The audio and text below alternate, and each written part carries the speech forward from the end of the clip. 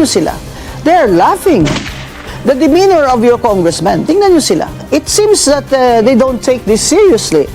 Unlike in other countries where impeachment proceedings are a serious matter. Can you imagine you're trying to remove the president and the vice president of our country? Can we expect fairness from this committee led by Congresswoman Luistro? You no longer look neutral. You look biased. You're already biased. If you look at the record of Congresswoman Luistro, she's praising Martin Romualdez to high heavens. Diba? Makikita po natin talaga ang fairness dito ng House of Representatives kung si Congresswoman Luistro ay mag-resign as Committee on Justice Chair. I mean, give it up. Congresswoman Luistro, what's the big deal? At makakasama natin, Attorney Rowena Guanzon, Nelson. Pag-uusapan natin ngayon ng impeachment upang mas malinaw natin itong maunawaan mula po sa perspektibo ng batas at ng mamamayan. Makakasama niyo po ngayon sa palatuntunang sa ganang mamamayan, dating Comelec Commissioner at legal expert, Attorney Rowena Guanzon. Anong titulo, Nelson? Usapang matino! Panoorin natin. Magandang araw po, Attorney Rowena Guanzon po, ang inyong lingkod, dito sa Net25. Pangunahing episode ko po ito. Kaya sana subaybayan nyo bawat Miyerkules dito sa Net25. Pag-usapan natin ngayon ang impeachment na naman. Ito ang impeachment 2.0. Wala na talagang magawa itong ating mga congressman. At hindi siguro sila busy. Kaya impeachment na naman. Pero this time, may pagbabago tayong konti. May impeachment din against Bongbong Marcos. Pero ang sinasabi ni Congressman Erice, yung daw nag-file na complainant ay abogado ng First Lady Lisa Marcos. At sinabi din ni Gabriela Party List Chair, Lisa Masa, na yung kanyang pagtalakay ng House of Reps Committee doon sa impeachment complaint against Bongbong Marcos ay scripted. Ang tanong talaga ng mga kababayan natin, maniniwala pa ba kami sa inyo? Sa mga pinaggagawa nyo, sa flood control, kickbacks nyo, sa mga substandard projects na mga allocables nyo, mga congressman, hindi naman lahat, ano po? Pero maniniwala pa ba kami? Maniniwala pa ba ang mga tao sa inyo? Na impeachment na naman, ang pinaka-importanting trabaho ng ating House of Representatives ngayon? Tingnan po natin ang Committee on Justice. Ano nangyari kay Congressman Abante? Biglang nag-walk out kasi pagbobotohan yung sufficiency in form ng complaint ay talo siya. Siya lang ang no. Di ba? Yes sila lahat. Siyempre, pati ba nga BBM na congressman? Yes. There's got to be a catch. Yun ang sinasabi ni Lisa Masa ng Gabriela na scripted, di ba? At yun ang sinasabi ni Congressman Erice na dummy complaint lang ito. Pero nag-walk out si Congressman Abante. Very famous yan si Congressman Abante, yung picture niya na nakalawit yung dila niya. At yung kanyang eleksyon sa Manila ay talo siya sa botohan, pero panalo siya sa laro. Kaya itong si Congressman Abante ay naging katawa-tawa sa kanyang mga kasamahan dyan. Which shows the demeanor of your congressman. Tingnan nyo sila. They're laughing. It seems that they don't take this seriously. Unlike in other countries where impeachment proceedings are a serious matter. Can you imagine you're trying to remove the president and the vice president of our country? So, tingnan nyo rin kung maniniwala pa ba tayo na itong Committee on Justice na ito will have fairness? Kasi sa due process po, nakalagay, lalo na doon sa decision ng Supreme Court, doon sa first case ng impeachment ni VP Sara that declared it invalid and unconstitutional, ang nasabi doon talagang emphasis ng due process ay fairness.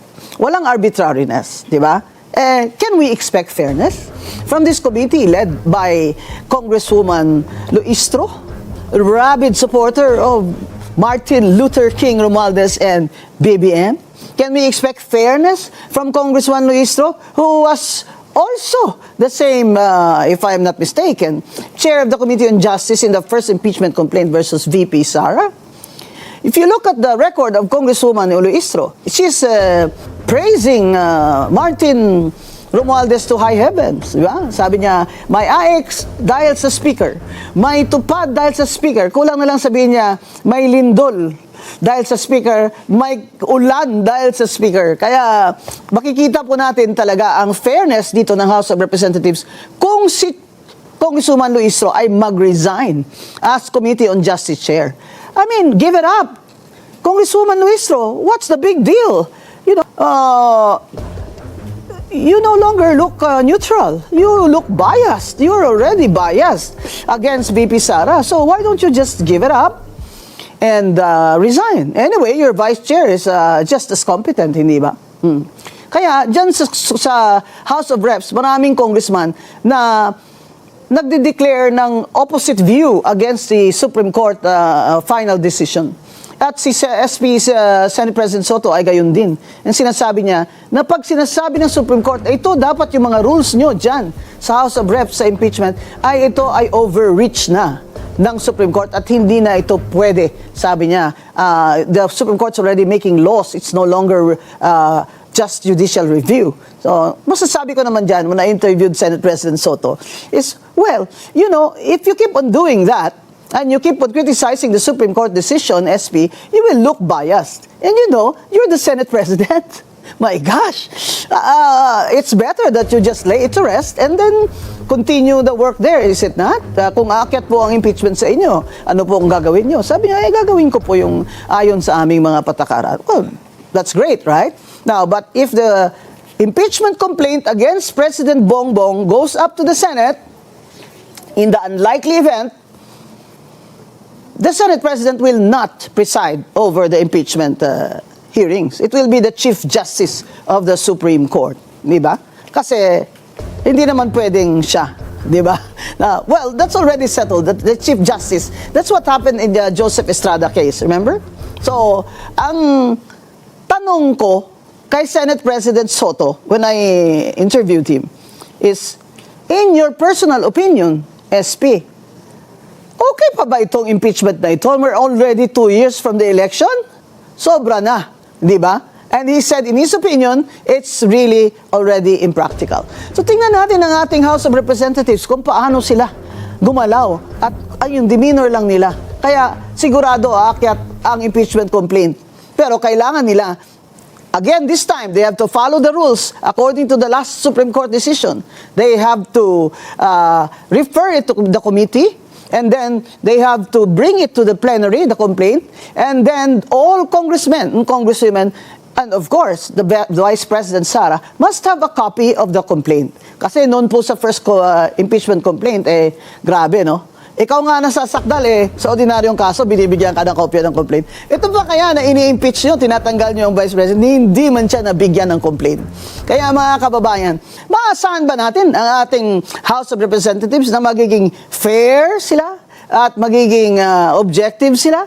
Maasahan kaya natin na dahil si BBM ang President ay susuriin din nila ng maayos at kung may bigat naman yung mga kausa o grounds ay iakyat nila din sa Senado. Isa po sa mga grounds dyan ang pagdodroga niya dahil siya ay sinasabing addicted to cocaine.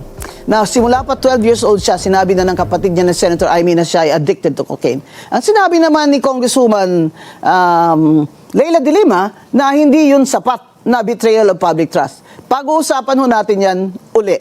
Pero sa ngayon pa lang, kung nagdodroga ho at nagkukokain ang presidente, ano yan?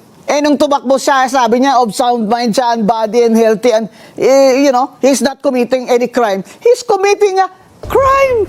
He is committing a crime every day when he snorts cocaine, and his decision-making prowess is going to be unstable and